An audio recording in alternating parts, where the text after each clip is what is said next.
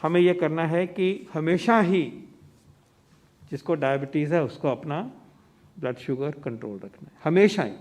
Covid की wait नहीं करनी है, कोविड नहीं भी होगा तो भी ज़रूरी है कि हमारा ब्लड शुगर कंट्रोल में हो, तभी सेहत बचेगी, किडनीज बचेंगी, हार्ट बचेगा। तो पहला तो ये मुद्दा है कि, और कोविड के परिप्रेक्ष्य में तो इसके ऊपर हमारी ज़्यादा नज़र होनी चाहिए।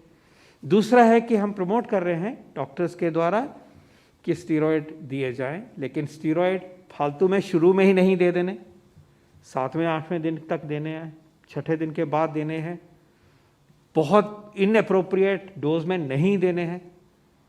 जो पीरियड डिफाइन किया जाता है 5 7 8 10 दिन का, उतने तक ही देने चाहिए, आगे तक नहीं देते रहना चाहिए। रैशनल यूज़ होना चाहिए, स्टीरॉयड जैसी जान बचाने वाली दवाई का रैशनल यूज़ होना चाहिए।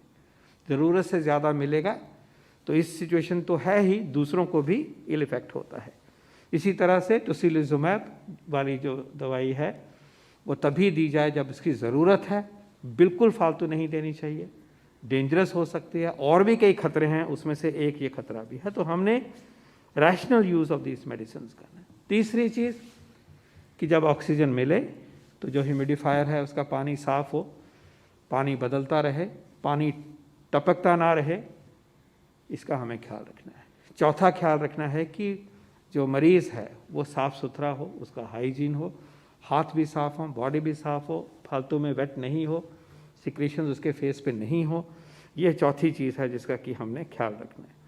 पांचवा ख्याल हमने ये करना है कि अगर कोविड के ट्रीटेड पेशेंट को नाक में रुकावट दिखती है, बाद में कोई स्वेलिंग, सूजन महसूस हो रही है, या मुंह में अल्सर आ रहा है, मुंह में अल्सर पैदा हुआ है, कटा हुआ दिख रहा है, नया कोई चीज़ आ गया है अंदर मुंह में, तो उसको जल्दी से इन्फॉर्म करना है और उसके बाद इसका इलाज होता है।